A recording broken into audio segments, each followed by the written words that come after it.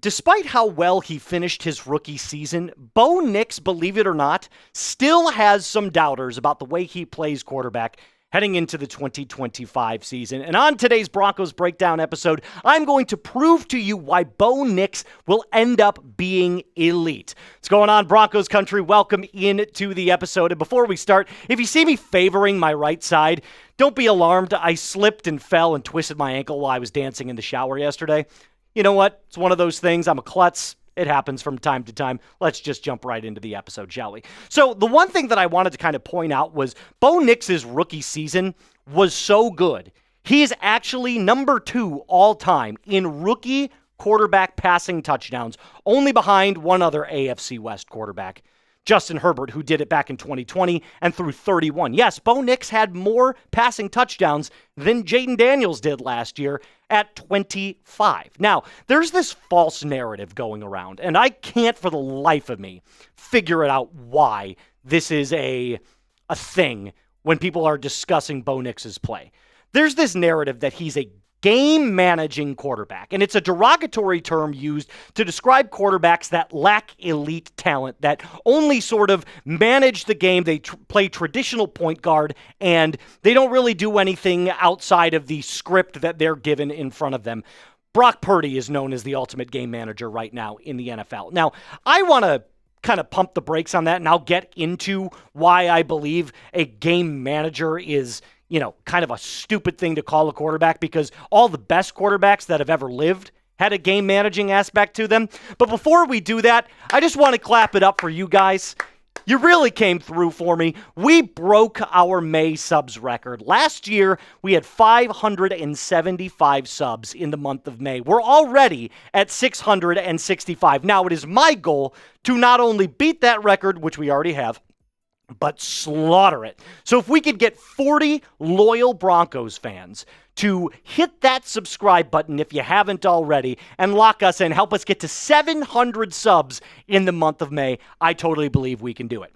All right, so there's this article that was talking about Bo Nix's play in 2024, and they highlighted one particular area of his game that they claim helped him progress as a passer. It's called the checkdown pass. So basically, this article goes on to say that he had the second most checkdowns in 2024. Now, what is a checkdown, if you're wondering, and a casual fan of football? Well, a checkdown is basically a quarterback's progression when he can't find his number 1 or number 2 target, and then ends up dumping it out in the flat to either a tight end or, most cases, a running back. So it is when a quarterback doesn't have his initial option, the player the play was designed for, and ends up just kind of throwing a really short pass to either a tight end in the flat or a running back in the flat or the middle of the field. Now, in 2024, this was the top of the NFL in terms of checkdowns. I did a little bit of homework,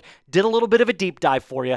Aaron Rodgers had the most checkdowns in 2024 with 80. Bo Nix was number 2, like I had mentioned previously, with 78, followed by Geno Smith, Kyler Murray, and Jared Goff. And the main question that I have for anybody wondering, or any NFL analyst that's like, well, he's just a game managing quarterback that throws checkdowns all the time.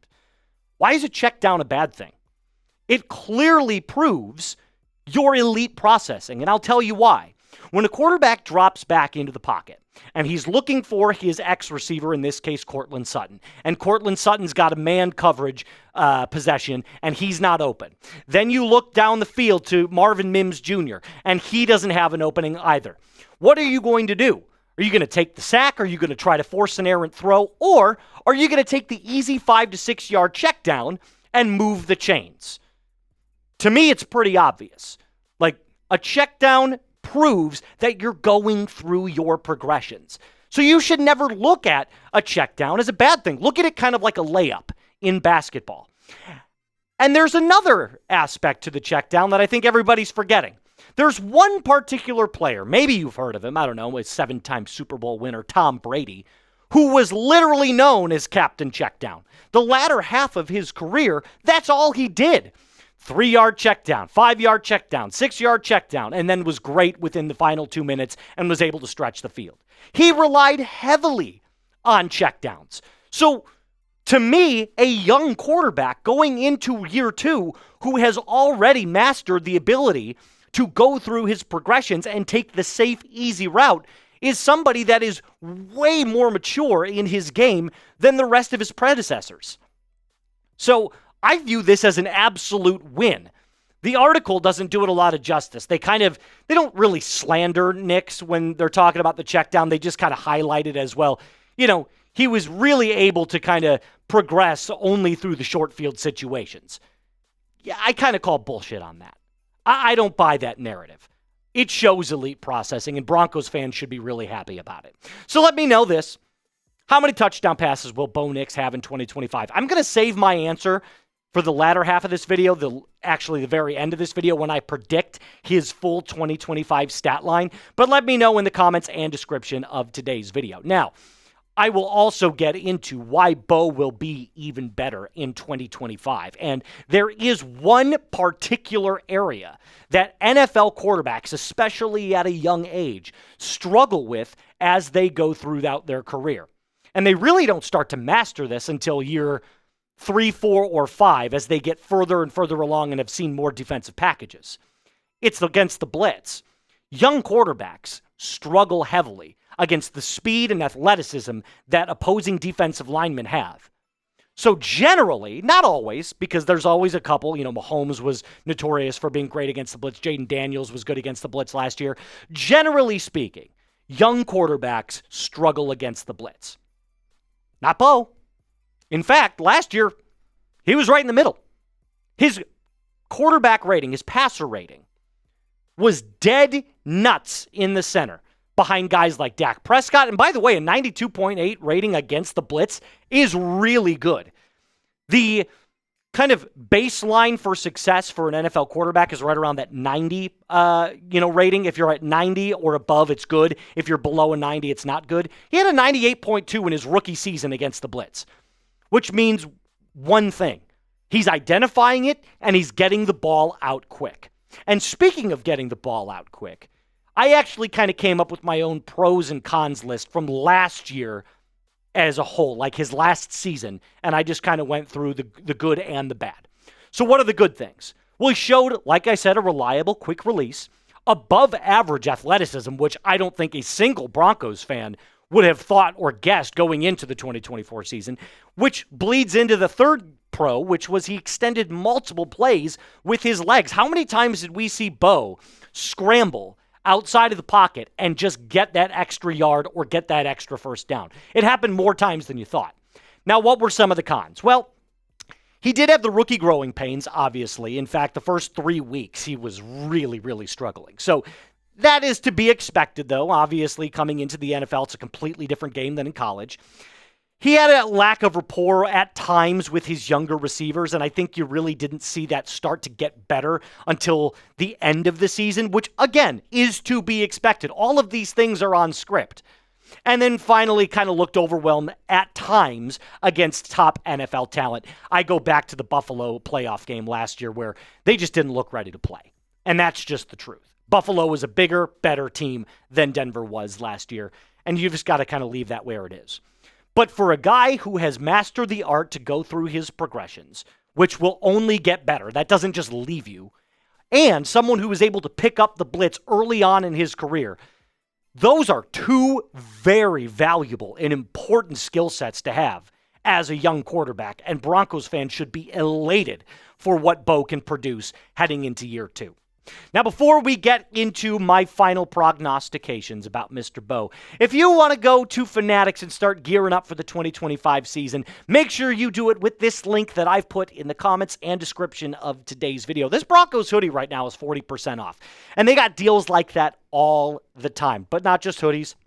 It's jerseys, shirzies, hats, gloves, anything that you need to take your fandom experience to the next level, you can do with this link, like I said, that I put in the comments and description of today's video.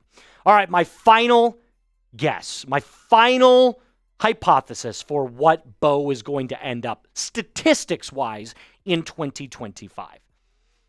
Completion percentage at 67.3, 4,000 yards passing, 33 touchdowns, 9 interceptions.